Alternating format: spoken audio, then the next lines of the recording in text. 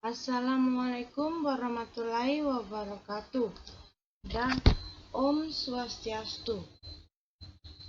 Perkenalkan, nama saya Wayani Rawati dengan NIM 194411404 kelas 4B.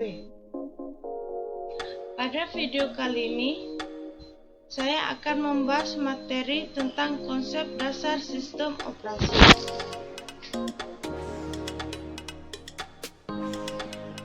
Dosen pengukuh Andi Jumardi, SPD, MPD.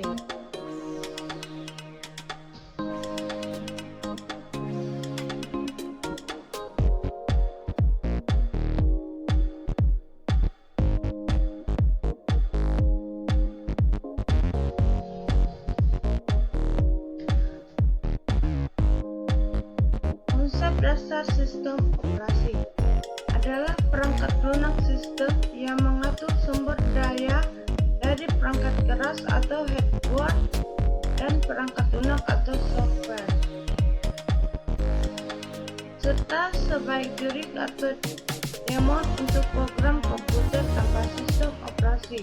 Pengguna tidak dapat menjelaskan program aplikasi pada komputer mereka kecuali program booting. Langsung saja kita masuk ke konsep dasar sistem operasi. Yang pertama, komponen sistem operasi. Selanjutnya, layanan sistem operasi. Ketiga, sistem kernel. Keempat, pemrograman sistem. Kelima, struktur sistem.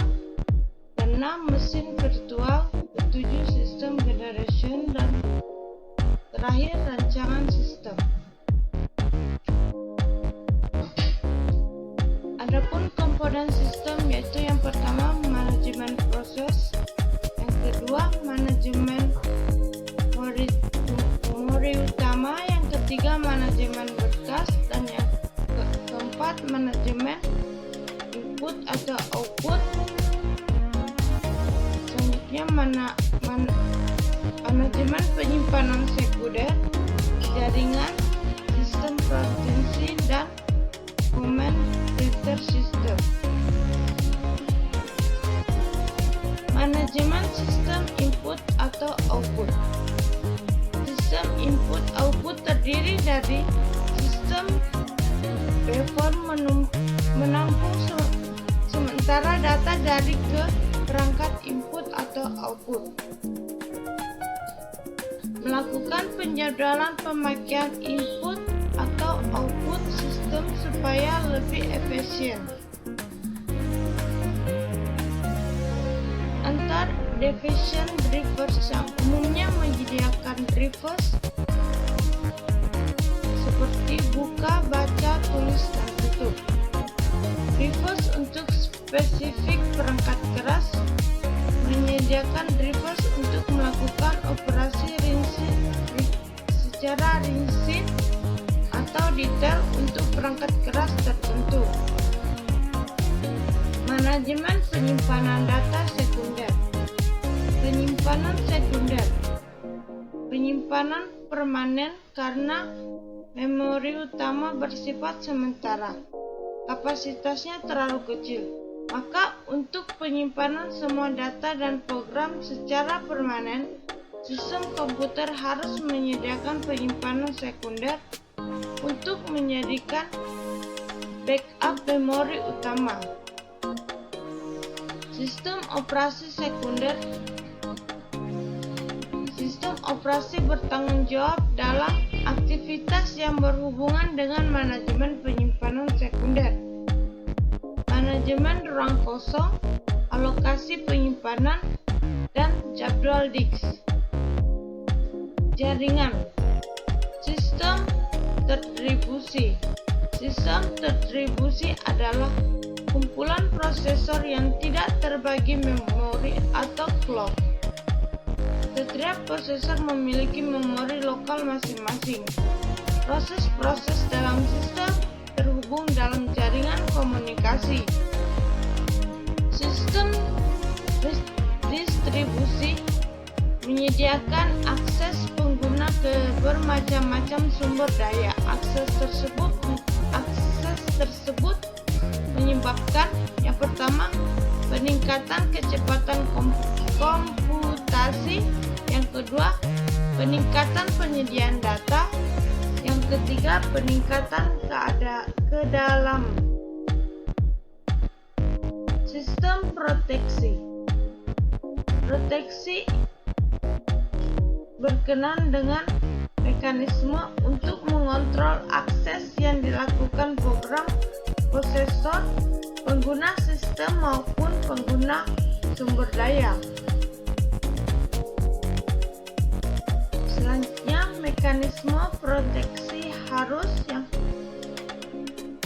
terbagi dalam tiga. Yang pertama, membedakan antara pengguna sah dan yang tidak sah. Yang kedua, spesifikasi kontrol untuk diterima. Yang ketiga, menyediakan alat untuk memberlakukan sistem. Selanjutnya, pelayanan tambahan lebih diantarakan kepada upaya untuk menjaga efisien sistem atau bukan untuk membantu pengguna. Yang kedua, alokasi sumber daya, mengalokasikan sumber daya kepada beberapa pengguna atau tugas yang dijalankan kepada saat yang bersamaan. Yang ketiga, accounting, menentukan beberapa banyak dan beberapa lama unsur menggunakan sumber daya sistem. Proteksi, menjaga semua akses sumber daya sistem terkontrol. Selanjutnya, jenis sistem care.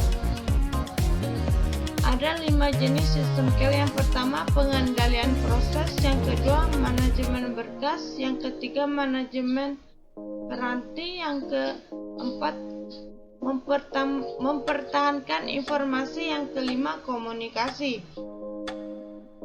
Proses kontrol.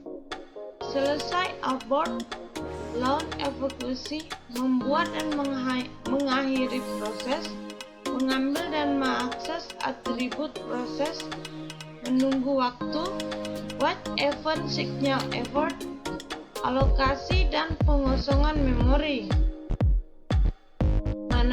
Manajemen berkas. Ada 4 manajemen berkas. Yang pertama, membuat dan menghapus berkas. Yang kedua, membuka dan menutup berkas. Yang ketiga, read, writing, dan responsion. Yang keempat, mengambil dan mengakses atribut berkas. Manajemen peranting. Ada 3 manajemen peranting. Yang pertama, meminta peranting melepaskan peranting. Yang kedua, ada read dan report.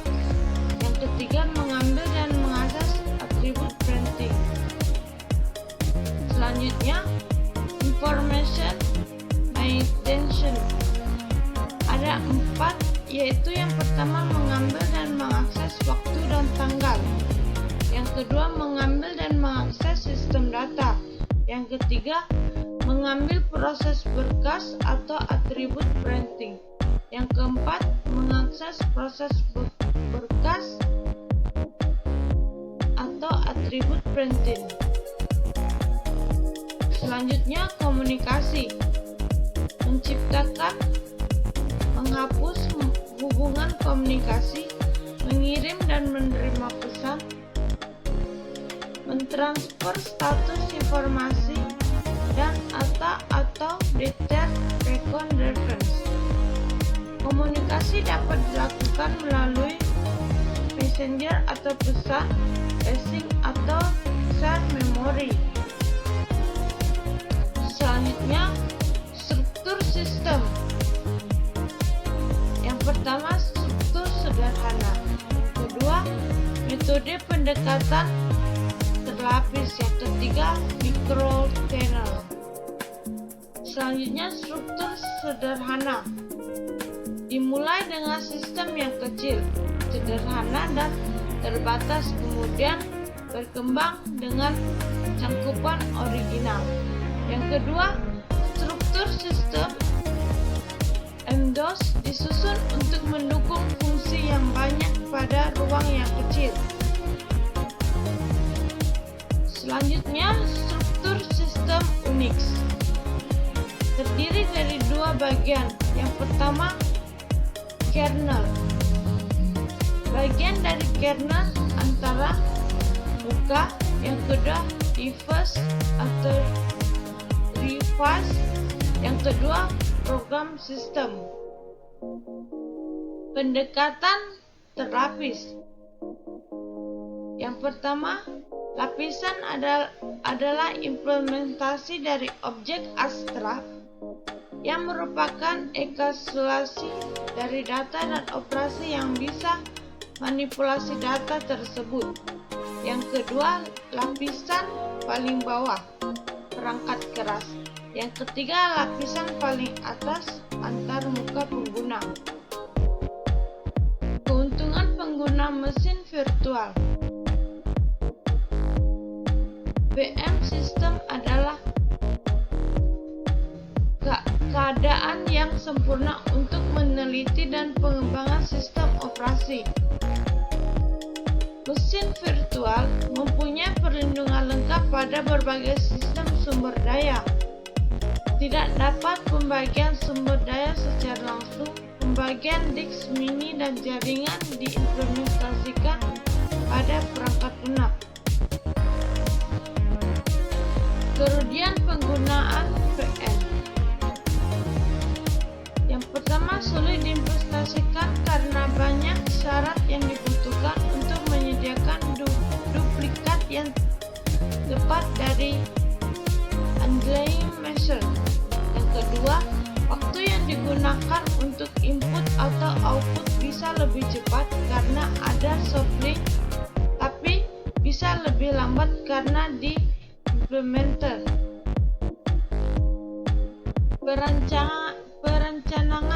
Perencanaan sistem. Masalah menentukan tujuan dan spesifikasi sistem. Perencanaan sistem mempengaruhi oleh perangkat keras dan jenis-jenis, sehingga berkebutuhannya akan lebih sulit untuk spesifikasi. Selanjutnya, kebutuhan terdiri dari tujuan pengguna dan tujuan sistem. Pengguna ingin sistem yang lebih digunakan, lebih mudah dipelajari, lebih cepat, aman, dan tepat. Tapi itu semua sebanyak tidak dibutuhkan oleh semua sistem. Sistem ingin mudah dirancang dan diimplementasikan, fleksibel, terpercaya, error yang minimal, secara efisien. Selanjutnya, sistem generation. Sistem operasi dirancang untuk dapat dijalankan pada berbagai jenis mesin.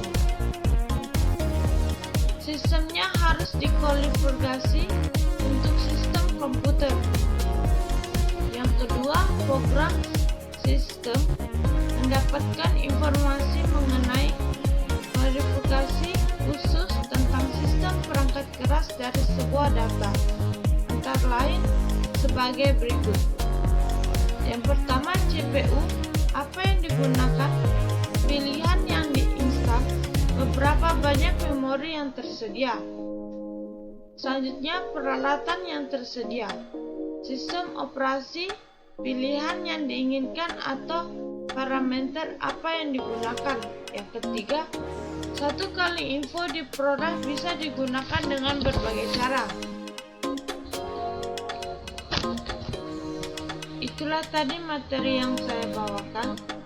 Kurang dan lebihnya mohon dimaafkan.